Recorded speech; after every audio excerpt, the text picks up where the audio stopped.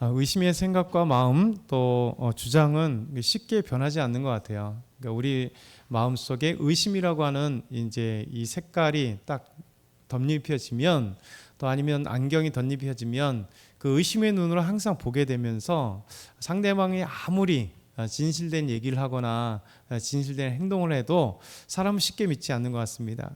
더더군다나 이제 이게 한쪽으로 치우쳐 있는 생각들이 있잖아요. 그래서 요즘에 TV에서 또 뉴스에서 자주 오르내리는, 그러니까 특별히 유튜브에서 자주 오르내리고 얘기하는 극우, 극좌라는 이런 어떤 프레임을 갖고 있는 사람들이 있습니다.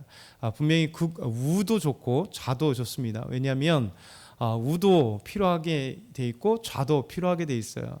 그러니까 절충이라는 게 필요하고 서로 이게 서로 이야기하는 게 필요해요. 근데 극우, 극좌라고 하는 것은 뭐냐면 한쪽으로 치우쳤다는 거죠. 우쪽으로 치우쳐 있는데 너무 치우쳐 있거나 좌쪽으로 치우쳐 있는데 너무 좌쪽으로 치우쳐 있거나, 그러면 왜 이 극우나 극좌 같은 이런 어떤 색깔을 갖고 있는 사람들, 사상을 갖고 있는 사람, 어떤 선입견을 갖고 있는 사람들은 바뀌지 않냐면 그것이 정답이라 생각하기 때문에 그렇습니다. 내가 가지고 있는 게 정답이다. 어느 순간에 그냥 한쪽으로 치우치는 건 좋은데 그쪽 것이 전부인 양 그렇게 이야기를 하는 거죠. 그러다 보니까 극우나 극좌들은 아주 급진적으로 한쪽으로 치우쳐 얘기하면서 내 것만 맞고 나머지 건 다 틀리다라는 경향이 있다는 것이죠. 그래서 우리의 생각들은 항상 중립적일 때도 필요하고 또 우리가 서로 견지할 필요가 있다는 거예요.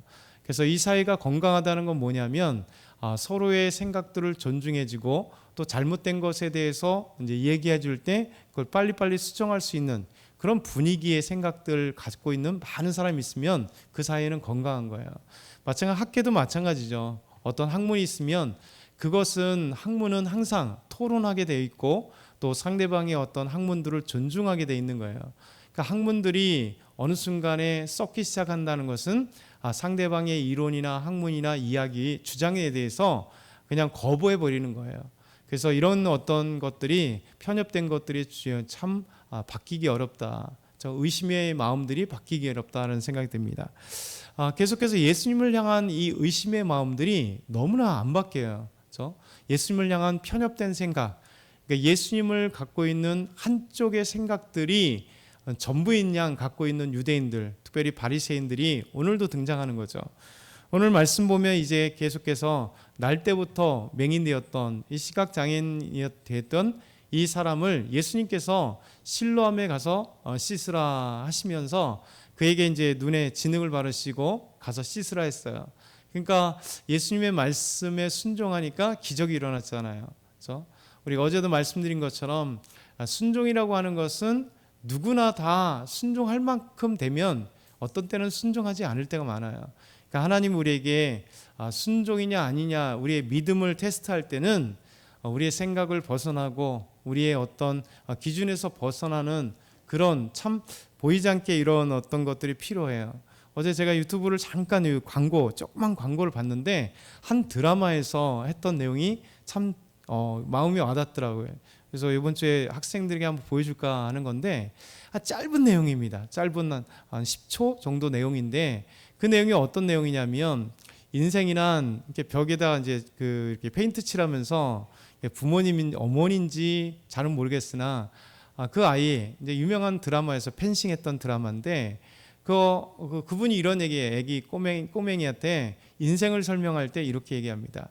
자, 인생은 누구나 편하게 갈 것 같지 하면서 이렇게 쭉 이렇게 원 이제 가는 거 쭉 그려요. 사람은 다 이렇게 하기를 원한다. 성공하기도 원하고 잘 되기를 원하고 그냥 쭉 성장하기를 원한다. 근데 인생은 계단이야. 이렇게 얘기를 해요. 그래서 지금 한 칸 올라가고 한 칸 올라가고 한 칸 올라가는 거죠. 그러면서 인생은 그렇게 계단처럼 올라가는 거잖아요. 그러니까 한 단계 죽어라고 하면 어느 순간에 올라가 있고 그때가 사실은 가장 힘들 때예요. 그렇죠? 어떤 공부를 할 때 죽으라고 공부하는 시간은 너무 힘들어요. 근데 그 죽어라고 공부하는 시간이 나의 실력이 올라가는 시간이에요. 그러면 다음에 좀 평탄한 시간이 온단 말이에요. 그 다음에 그것을 끝나는 게 아니라 또 다른 어떤 문제 속에서 또 거기서 한번 사투하고 버릴 때 실력이 올라가고 우리의 믿음이 올라가는 거죠. 그래서 하나님은 우리에게 이런 어떤 문제들이 이렇게 있게 만들어 주는 거예요. 그래서 그래야 믿음이 성장하는 사람이거든요. 일생에 있어서 아무 문제 없다, 그건 형통한 게 아니라 그냥 내버려 두는 거예요. 절대 성장이 없습니다. 그런데 그 내용이 뭐냐면 사람들은 이렇게 올라가다가 평탄하니까 이것이 영원할 것 같지 하면서 이렇게 쭉 얘기해요. 사람들은 영원할 것 같이 다시 평탄한 모습을 보면서 다시 문제나 도전을 하지 않는다. 그러니까 이런 내용이에요. 그러니까 우리의 인생에서 참 그런 부분이 필요한 것 같아요. 우리는 분명히 이렇게 계단과 같은 인생들입니다. 우리 평탄한 시기도 있지만 반드시 문제가 만나는 시기가 있는 사람은 성장하게 돼요. 그러니까 인격도 성장하고요, 지식도 성장하고요, 사람도 성장하고 우리 믿음도 성장하는 거예요. 그런데 그렇지 않는 사람들은 끊임없이 평탄하기만 원한 거예요. 그게 우리의 모습들이긴 한데 다 우리의 모습이에요. 그런데 그 평탄한 것으로 인하여 속는 거죠. 그렇죠? 속는 겁니다. 결국 오늘 말씀 보면 맹인의 눈을 뜨게 하신 예수님 믿지 않는 바리새인들이 오늘 등장하게 되죠. 그래서 지금 맹인들에게 사람들이 데리고 갔습니다. 자, 우리 13절 말씀 보면 더 16절, 그들이 전에 맹인이었던 사람을 데리고 바리새인에게로 데리고 갔습니다. 예수께서 진흙을 이겨 눈뜨게 하신 날은 안식일이었어요. 자, 바리새인들의 시각은 뭐냐면 예수님은 계속 의심하는 거죠. 저자는 메시아가 아니다. 저자는 그리스도가 아니다. 왜 저자가 귀신에 들려서 귀신을 떠나가게 하고 사람을 치료하는가? 이런 관점에서 계속 예수님 보니까 의심이에요, 의심. 예수님께서 치유하셨는데 이들의 관점은 뭐냐면 그 치유의 관점을 보면서 기뻐해야 되잖아요. 날 때부터 맹인이 되었던 그분이 눈을 뜨게 됐다면 얼마나 축하할 일이에요. 와, 이거 하나님의 능력 아니면 안 된다. 예수님께서 이렇게 하나님의 능력을 힘입어서 이렇게 눈뜨게 하셨구나. 저렇게 고통스러웠던 분에게 정말 희망과 그 행복을 가져다더니 얼마나 귀하냐. 우리에게도 주소서 하고 저 같으면 달려가겠어요. 여러분들의 삶에 문제가 있으면 당장 달려가지 않겠어요? 근데 이 사람들이 하는 얘기는 뭐냐면 의심의 눈은 어디로 향하게 되냐면 예수님께서 치료하게 된 날이 안식일이었단 말이에요. 그러니까 다시 안식일에게 초점을 맞춰요. 그래서 안식일에 초점을 맞추면서 이렇게 얘기를 하는 거죠. 바리새인들도 그가 어떻게 되었는지를 물으면서 그 사람이 진흙을 내 눈에 바르며 내가 씻고 보나이다. 바리새인 중에 어떤 사람 말하되 이 사람이 안식일을 지키지 아니하니 하나님께로 온 자가 아니다. 이게 이제 바리새인의 한쪽에 치우쳐 있는 자의 의심의 눈에 갖고 있는 자의 이야기입니다. 그렇죠? 안식일에 일을 해야 되느냐 말아야 되느냐 이것에 대해서 초점하는 거죠. 어떻게 보면 바른 얘기일 수도 있어요. 왜냐하면 그들의 입장에서는 율법을 지켜야 되고 그게 맞다고 생각하니까. 그런데 예수님이 오신 목적이 뭡니까?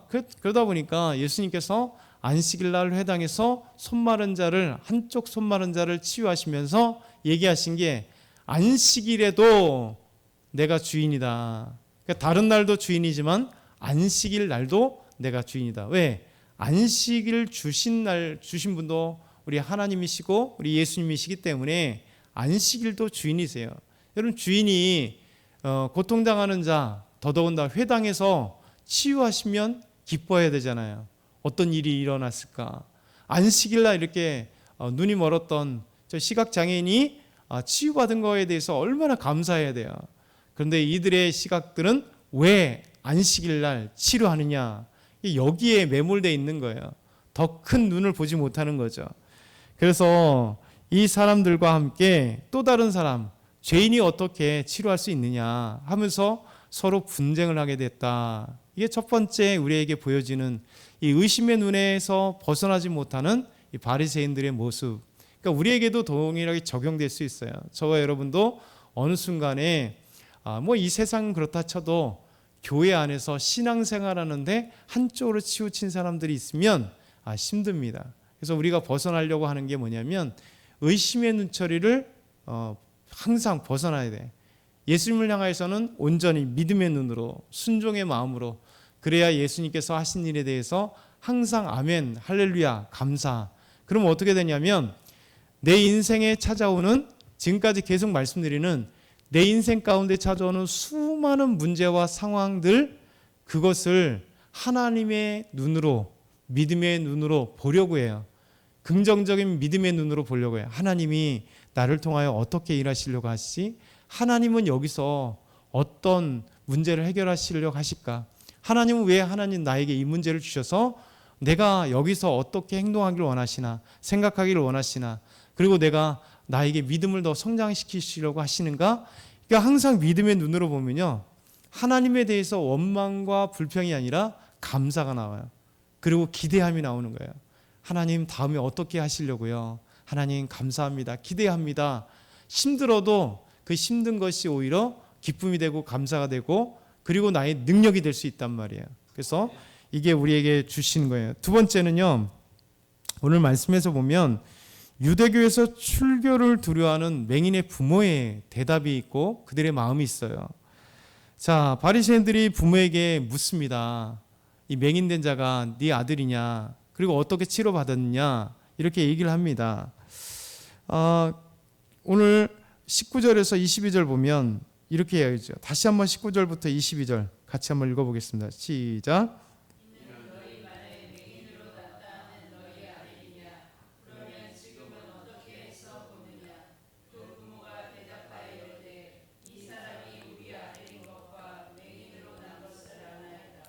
그러나 지금 어떻게 해서 보는지 또는 누가 그 눈을 뜨게 하였는지 우리는 알지 못하나이다. 그들에게 물어보소서. 그가 장성하였으니 자기 일을 말하리이다. 그 부모가 이렇게 말한 것은 이미 유대인들이 누구든지 예수를 그리스도로 시인하는 자는 출교하기로 결의하였으므로 그들을 무수함이로라. 아멘. 사실 공동체에 있으면서 출교당한다는 것, 그렇죠? 그건 사실 두려운 거예요.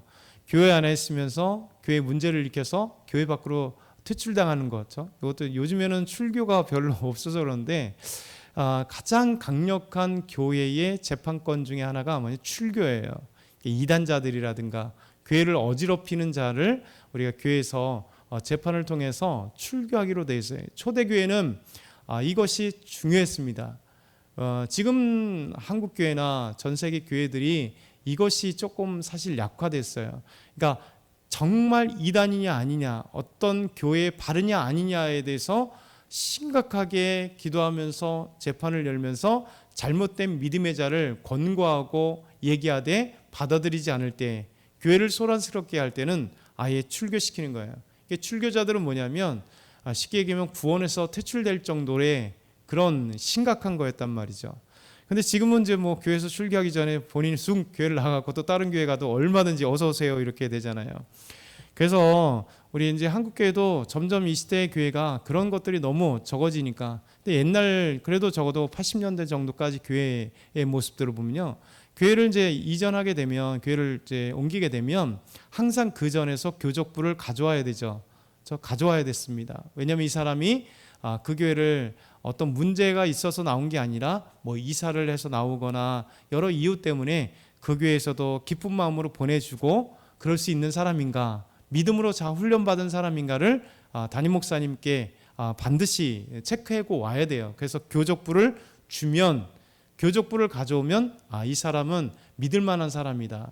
그래서 장로의 직분을 받은 사람이면 장로를 받았는지 안 받았는지, 권사를 받았는지 안 받았는지, 서리 집사를 그의 임명이 됐는지를 다 원래 띄어오게 돼 있습니다. 그러니까 지금도 이제 가끔가다 그런 교회들이 참 귀한 교회죠. 쉽지 않은 교회지만 그렇습니다.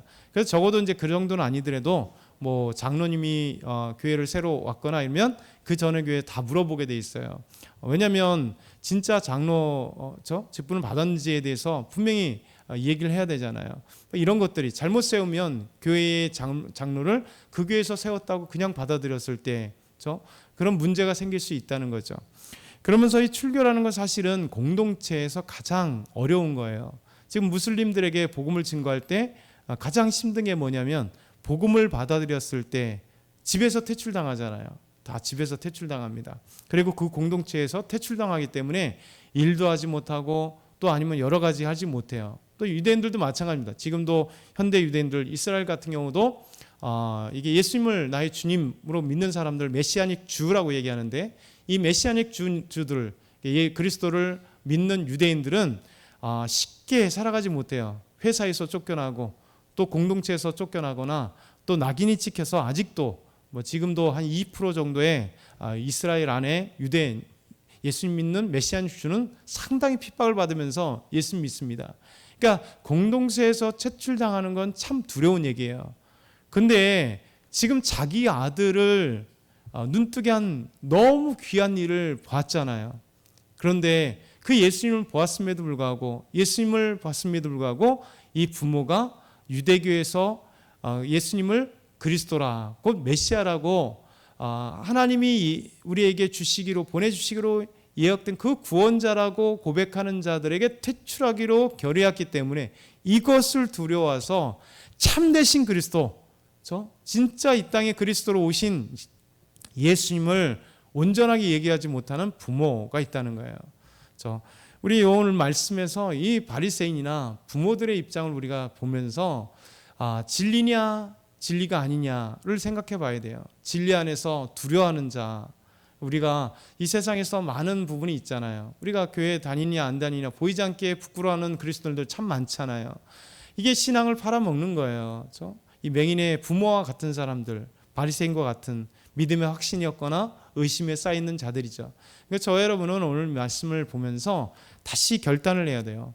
무엇이 중요한 거냐, 무엇이 옳은 거냐, 나는 어떤 믿음을 갖고 주님을 섬길 수 있느냐에 대해서 나 자신에게 계속 자문자답하지 않으면 여러분 우리가 믿음에 흔들리게 되어 있습니다. 그리고 잘못된 가치관과 생각과 어느 순간에 자기 함몰되어 있어서 나의 생각과 나의 판단과 나의 기준이 전부인 것처럼 보일 수 있다는 거죠.